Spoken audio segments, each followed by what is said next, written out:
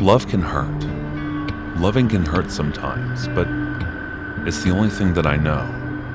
When it gets hard, you know it can get hard sometimes.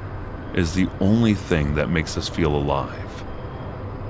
Ed Sheeran's song Photograph was playing on the car radio, and I was singing along while driving.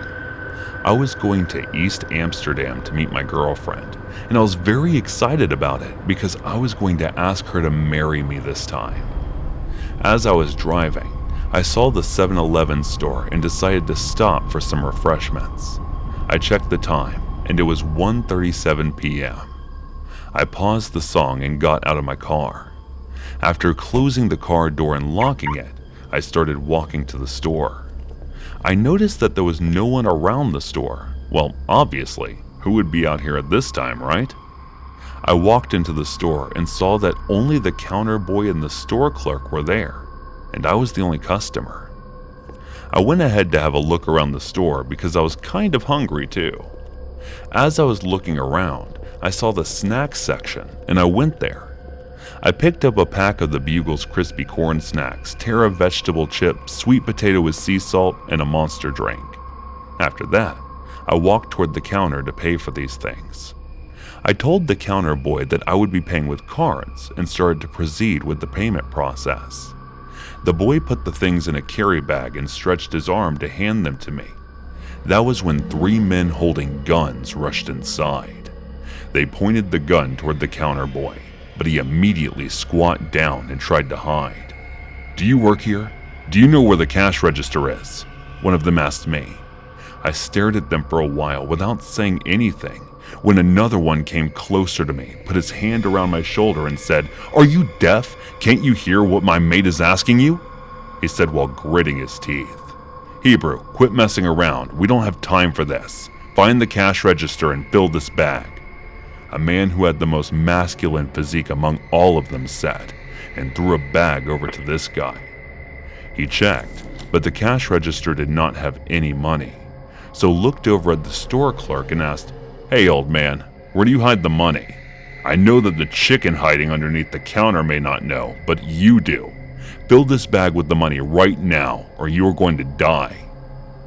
As the masculine man said this, the third man went ahead and pointed the gun at him. "What are you looking at? Just keep quiet and stand there, or you will be the first one to die." The same man who put his hands around my shoulder earlier looked at me and said this. The store clerk slowly went inside the storage room with the other man when I acted on impulse and kicked the gun from the hands of the muscular guy and carefully picked it up. I stood behind him while grabbing his both arms. "Don't move, or else I will break this guy's hand." After saying this, I looked over to the other guy and asked him to throw the gun which he had, and he did. And then he raised both of his hands. "You're going to regret this," the muscular said while gritting his teeth. "Yeah, sure. We will find out who regrets it when you will be put behind bars."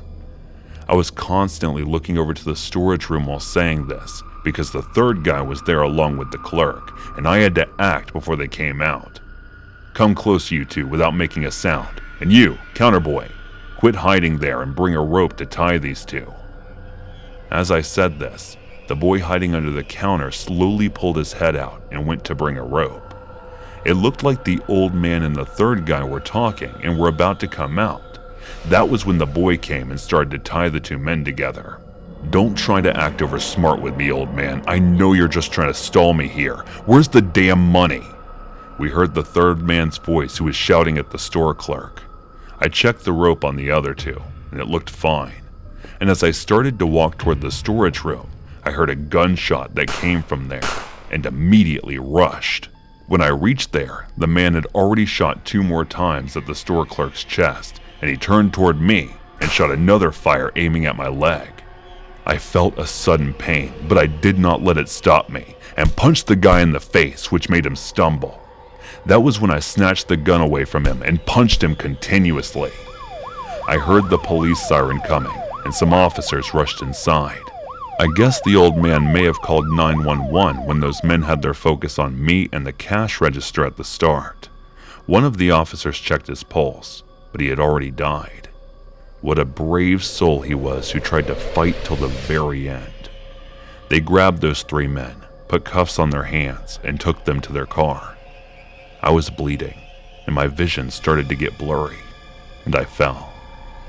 I tried to stay conscious when 2 men came running toward me with a stretcher. "How did you manage to handle these guys on your own? Weren't you scared?" As they were talking to me on the stretcher, the counter boy came closer and started asking me. "I've served in the army for 4 years. And beside, I wasn't alone, kid. You helped me," I said softly before losing consciousness.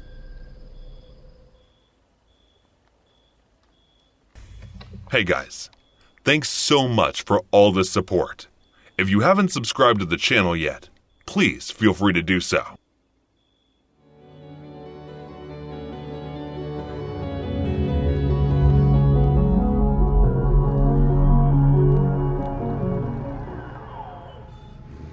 So right when I was fresh out of college, I managed to land myself a job with an engineering firm over in Pennsylvania.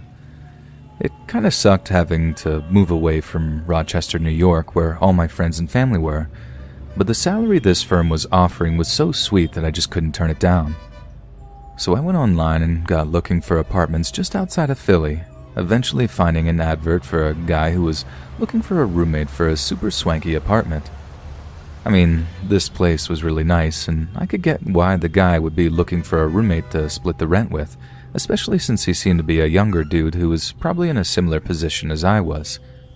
However, I didn't have the time to drive down to actually look at the place or meet the guy in person, so I pretty much did all the arrangements by phone, which maybe, now that I look back on it, was my first big mistake.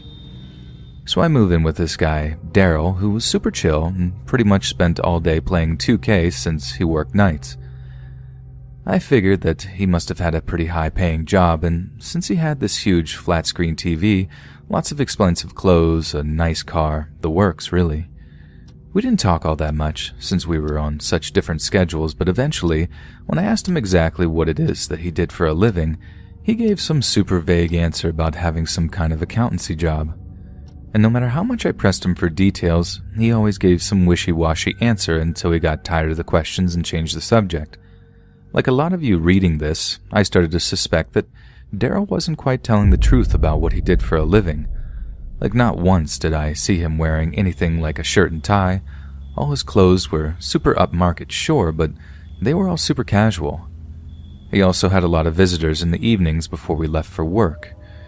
At first, I figured they were just friends of his, but there were a handful he didn't seem all that close with. And every time they stopped by to see him, at some point they just scuffle off into Daryl's bedroom for a while, talking in hushed tones before the visitor eventually left. I knew something was going on, but as embarrassing as it is, back then I was pretty naive. Besides that, I really didn't think it was any of my business.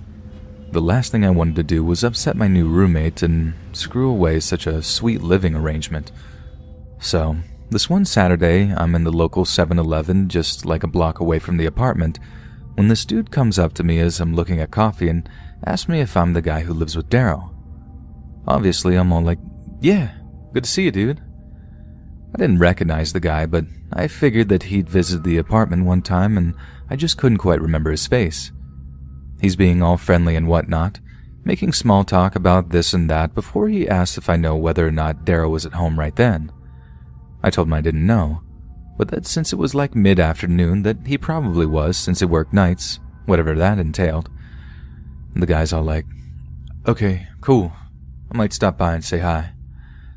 And all this stuff, then makes some excuses and leaves the store.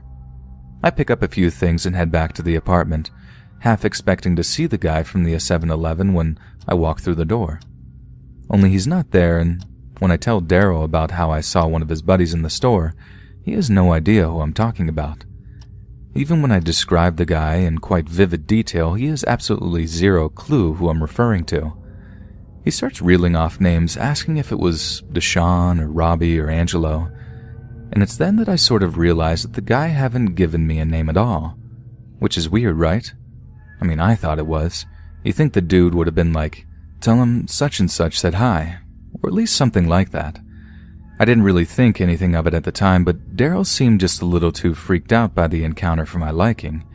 And in the moments after I told him, he marches off into his bedroom and stays there for the rest of the evening, talking to someone, I'm guessing on the phone, in those same hushed tones that I was used to hearing.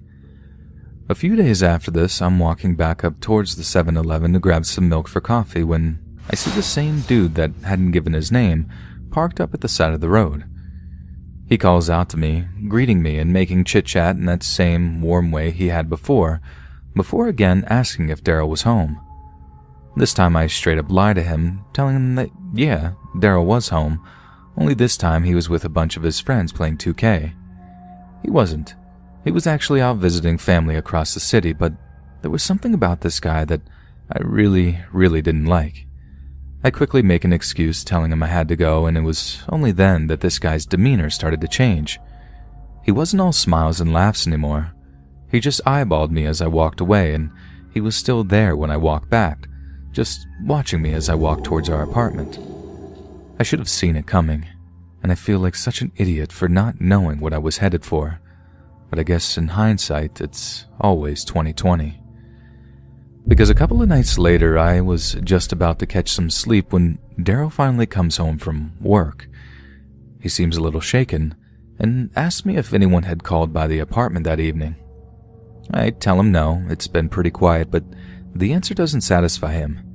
He asks me if I've seen anyone at all, anyone hanging around the area that I didn't recognize. I'd already told him about the second encounter that I'd had with the 7-Eleven guy, and this time it had creeped him out even more.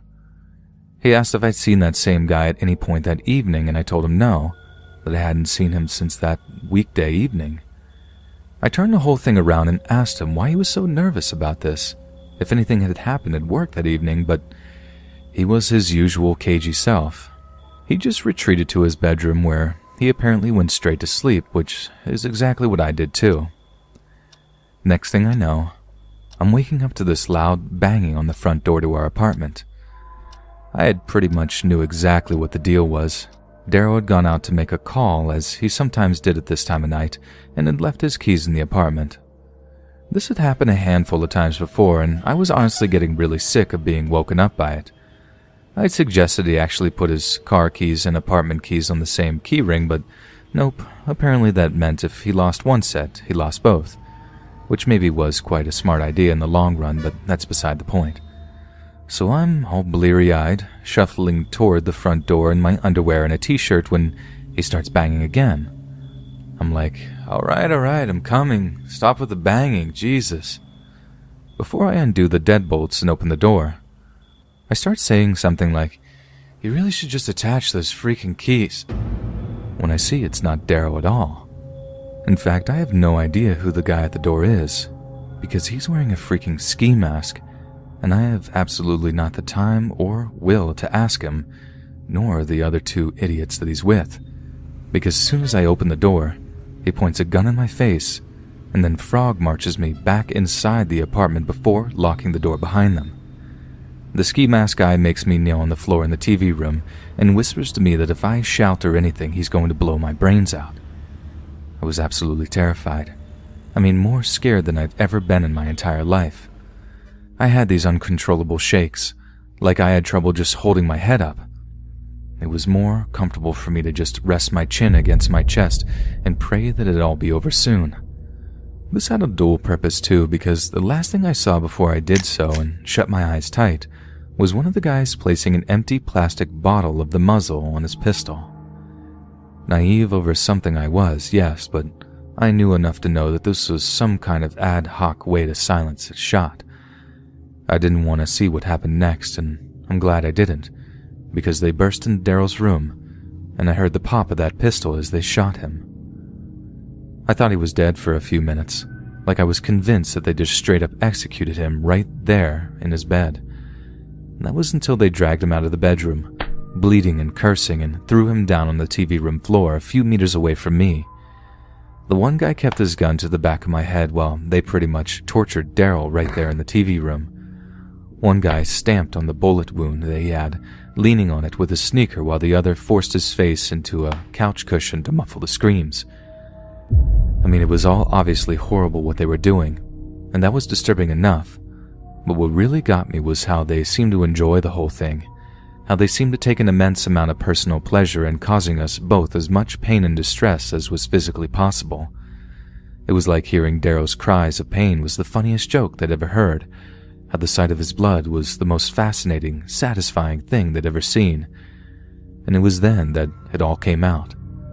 Like I said, you might have guessed what the deal was by now, but I pretty much had no idea back then. I was just so young and dumb. Darrow was a drug dealer and this was a robbery. So they beat the life out of him until he finally spoke up and told them where he kept his money in his stash. But I mean, for a while there, I thought they might have gotten the wrong place. Darrow flat out denied knowing what they were talking about and insisted that they got in the wrong place and how there was nothing to find there. But in the end, he broke and told them. They then took to clearing him out, and from what he told me, after he'd been discharged from the hospital for a fairly superficial gunshot wound to the shoulder, they'd taken him for about $20,000 plus. I had to cover Darrow's rent for a few months until he was well enough to get himself a real job. Turns out he was an actual college graduate with a business degree and was dealing in college to make a little money. When he graduated, the money came too easy that he just didn't bother to get a legit job. He wasn't a gangster. He just didn't have that kind of personality, which I suppose is what made him the perfect prey for the actual criminals that broke in that night. We got over what happened, but obviously Darrow still has this big old scar on his shoulder, a reminder of one of the worst nights of our lives, one that'll always be with us no matter where we go, or what we do, or who we become.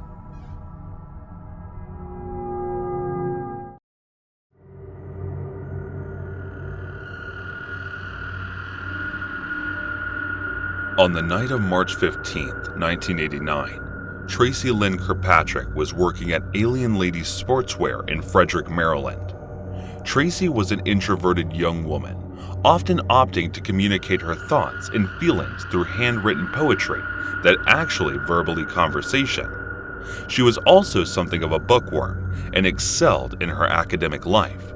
She was also extremely hardworking, holding positions to retail jobs in order to save money to pursue for a law degree at an Ivy League university.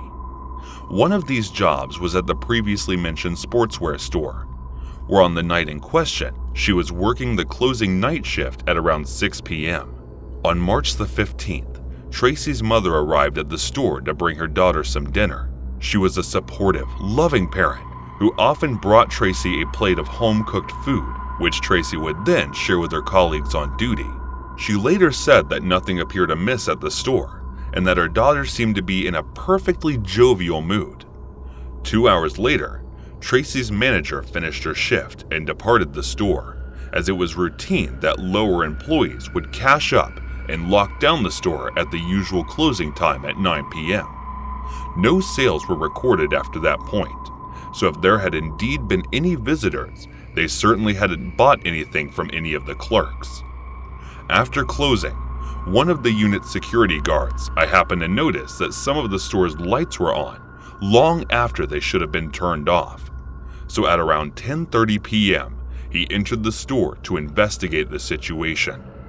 Concerned there may have been an intruder who was using the lights to steal merchandise, having broken in using a back door, he took out his key to unlock the front entrance of the store, only to find that it was still unlocked. Deeply concerned, he thoroughly searched the front and back areas of the premises, only to make a terrifying discovery. In one of the back storage rooms lay Tracy Lynn Kirkpatrick. There was a puddle of blood beneath her unconscious body, along with stab wounds to her chest and back. The security guard then rushed to call emergency services, hoping she could still be saved. But on arrival, paramedics found that she could not be revived, and they announced her dead on the scene.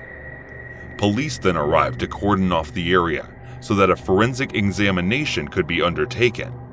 Horrifyingly enough, Tracy's parents were also on their way to the store, concerned that the daughter was having car trouble and might need a ride back home. But when they arrived on the scene, they saw the blue flashing lights of police cars and feared for the worst. We cannot imagine how painful it was to have their worst nightmares confirmed that their only daughter had been murdered by some mysterious assailant. All throughout the investigation that followed, Frederick homicide detectives failed to identify any singular motive for her slaying. The cash in the store's registers was still present. Tracy had not been indecently assaulted, nor did she appear to have any obvious enemies who might wish to see her come to harm. There was no evidence of any chase or struggle, which suggested that Tracy knew her murderer as they approached to fatally wound her. Yet, not a single person working at the store that day had seen anything suspicious or could suggest anyone they thought to be guilty of such a horrific crime. Investigators were completely and utterly flummoxed. That was until 3 months later, when a person called into the U.S. National Confessional Hotline. A recording of the call was made, which reads as follows. "Hello, my name is Dawn, and I'm calling from Frederick, Maryland. I know this is going to sound surprising, but 3 months ago, I stabbed a girl to death. And you might think that this is making this tape, I'm setting myself up to be caught, but there are a lot of guys named Dawn and Frederick. The girl I killed was working in a ladies' sportswear store, often came by and talked to her when she was working alone. And one night, when she was in the storeroom, and we were talking, our conversation turned into an argument. And so I took out a knife with me I had at all times, and I killed her. And a few days later, I realized I had created a lot of sadness, and I thought about turning myself into the police. But whatever they do to me, they won't bring Tracy back. So I've decided that I better keep free, because we have the death penalty in Maryland. Thanks for listening. I'm sorry about what I did, but nothing can change it." Staff from the confession hotline forwarded a copy of the recording to Frederick police. The call was traced back to a place called Walkersville, a small town in the same county that was just less than 10 miles away from the alien lady sportwear. 2 weeks after the call, a self-proclaimed psychic telephoned Frederick police, informing them that their investigation should center around a man she only referred to as Sean. She claimed the Sean character was acting strangely regarding the case, going as far as sending her clippings from newspaper and asking her bizarre and probing questions about Tracy Lynn Kirkpatrick.